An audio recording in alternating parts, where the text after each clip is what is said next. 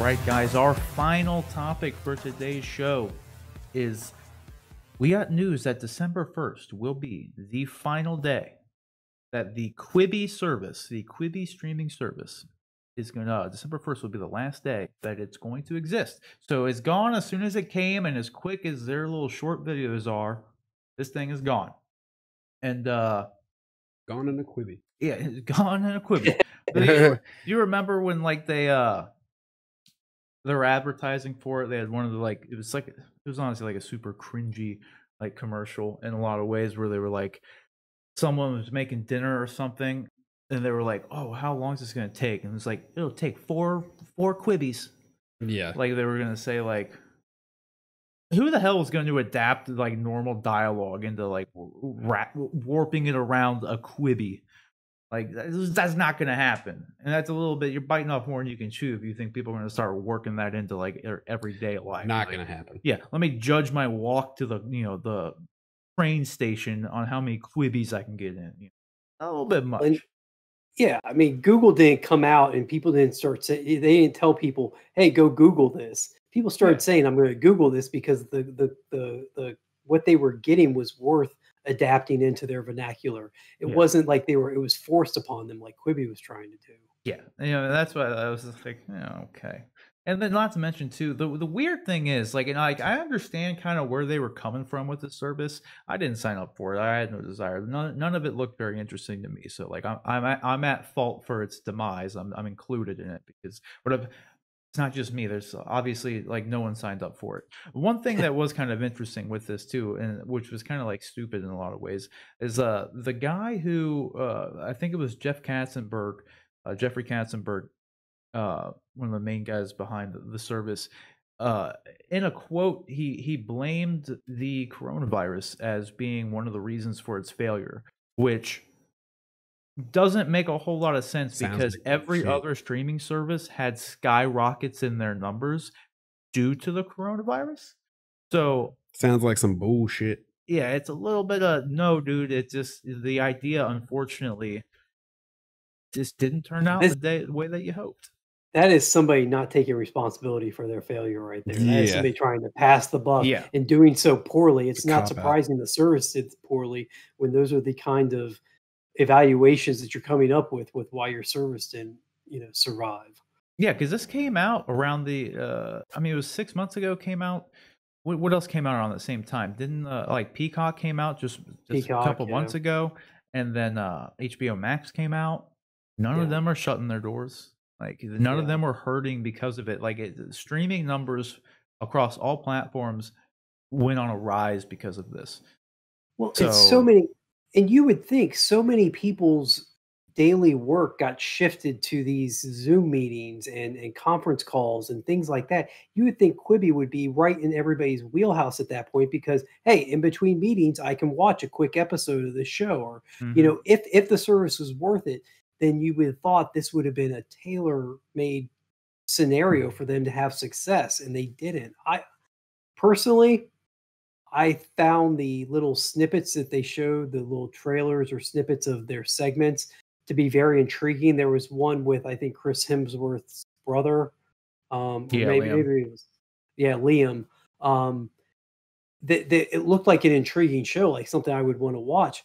But then it's, on this weird new service, and you can only get it on the app. I think at one point, like you had to have the Quibi app in order to access it. You couldn't. That's the thing. It wasn't just the Quibi app. The app was exclusive to mobile devices only, which is their biggest mistake, in my opinion, because so many people watch YouTube, your Netflixes, all this stuff. They watch that on their TVs, like their smart TVs. Like, like not everybody wants to have, like, why would you pull out your little tiny phone to watch a movie or to watch a show that you're trying to get really into? I get the concept of like they had a cool concept with, having the vertical and portrait and landscape like camera angle. So when you could change it, like if you went sideways and you would see the landscape full widescreen picture and like whatnot. So like that was a cool little concept, But the fact that they didn't have it, like everybody knows that the best viewing experience is this, okay? Yeah. Like you go to landscape mode. I always hate when people sit there and you see them taking pictures like this. Portrait mode. Nobody wants their pictures like this. Movies are in a landscape wide frame for a reason. That's the best for your eyes, okay? That's just the best viewing experience is that. The fact that they wanted to, like, I think their biggest pitfall was them like exclusively making this a mobile device only thing. Like the fact that they just had no option for you to have it on anything TV related, I think was a really stupid mistake. And then not to mention with the whole format, I don't really know, it was never proven to be a successful format, like these short, like 10-minute episodes, of content, like especially dramatic content. For like comedy stuff, it's kind of exists in a lot of way, like comedy skits, like web series. This short form content isn't new. I mean, go to YouTube; there's tons of it. But as far as actually like highly produced, like dramatic stuff, I don't think anybody's ever really wanted that. I mean, most people, at least I know, are like looking for more.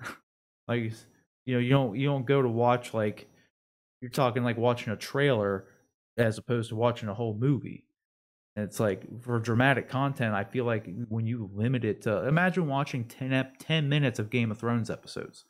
Who's asking for that?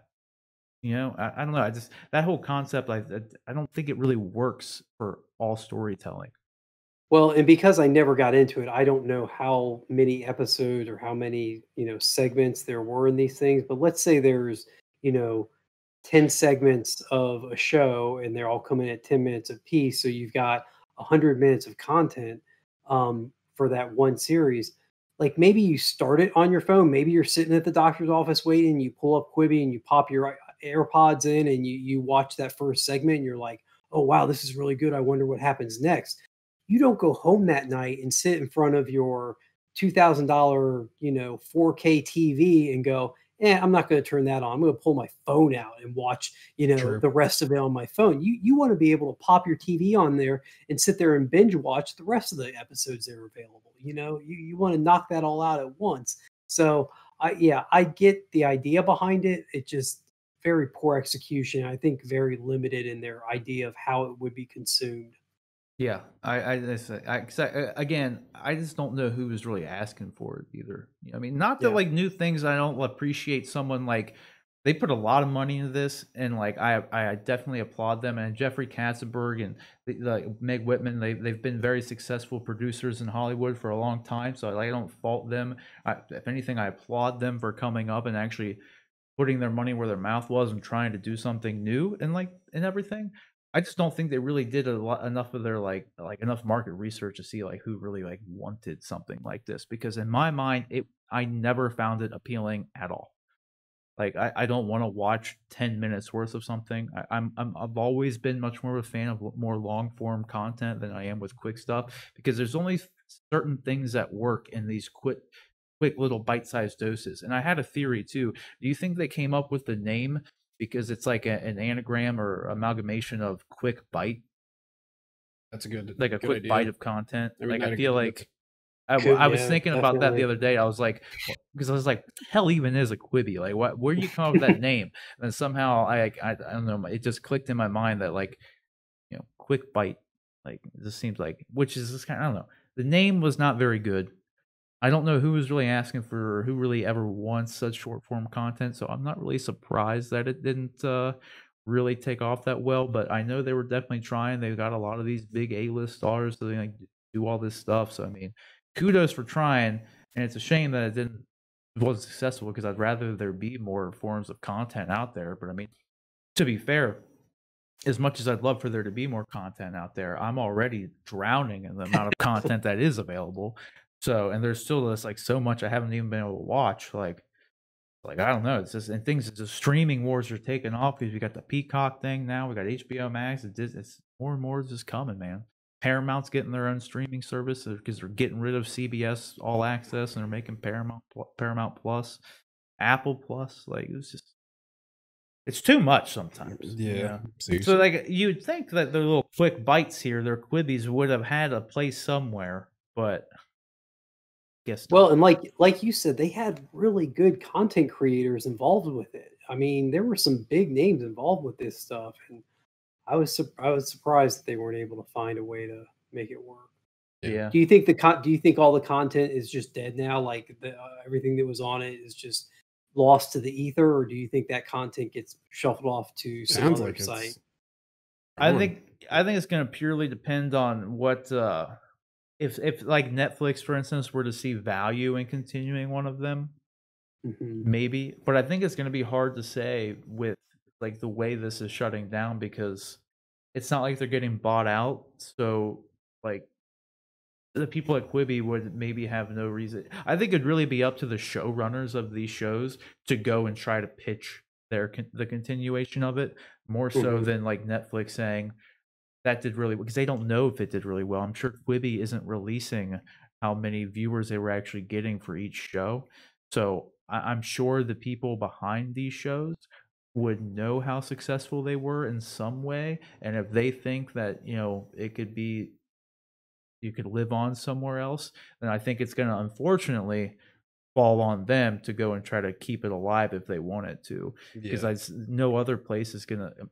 All we see and all Netflix sees is that the platform failed. So, like, is it as fault of the show, or is it just the platform? It's kind of hard to say, Like, I don't know if Netflix is really jumping at the gates to buy the scraps of Quibi, Yeah. But there could be great content there that just maybe like wasn't suited for like short. Like I said, I just don't think this kind of content is well suited for short form viewing. I agree. I don't agree with that. And I think having just your entire streaming service is based around just like a shtick that, hey, we're unique because of this. Like, yeah. So is YouTube. Like, what I mean? It's like there's like I don't know. Like, I feel like there's just a place for certain things, and like I said, 10 minutes worth of Game of Thrones doesn't sound good. No, doesn't sound appealing at all. Like, and especially like, and I don't know too, like what their release schedule was like. Were they doing this like daily or weekly? Because like, watch 10 minutes of something and then expect to like be hyped for it and like have to wait for a whole week. Yeah, like that's only on your phone. Yeah, I don't know. I think there were a lot of. I don't know. I applaud them for trying to do something new, but I think that it was just a little bit mismanaged. Maybe if they didn't spend so much money on it and just tried to use, I don't know, just make good short form content as opposed to just put all these big stars in it, so that'll get people to do it. Like, no, it wasn't that. Like, so I don't know. I would say we'll just have to wait and see, but I guess if anything, we'll have to wait and see if any of these shows will live on, because I think that was a good kind of point to bring up. Like, I don't know if like what the demand was for these shows that were on there, but it'd be interesting to see if anything comes out of, if anything lives on another platform. I'm curious to see that. So, but that will do it for us here today, guys. What do you think about Quibi shutdown? Were you surprised about it? Because I mean, I'm more surprised that it was this quick. I guess I can comment on that. Like, I think it is better for them to go ahead and shut the doors now rather than to keep hemorrhaging money out of the thing. So at least now they're shutting it down and they're able to like give money back to the investors and everything. They're not going to lose like as much money as they would if they just kind of kept bleeding this thing out like MoviePass did, kind of thing. So that's good. Let me know down in the comment section below if you had Quibi. I don't know anybody who even subscribed to Quibi. I don't know what shows were on there. Do you think that there's any shows that were on there that were worth being picked up or continued on? Whatever it is, you let us know down in the comment section below.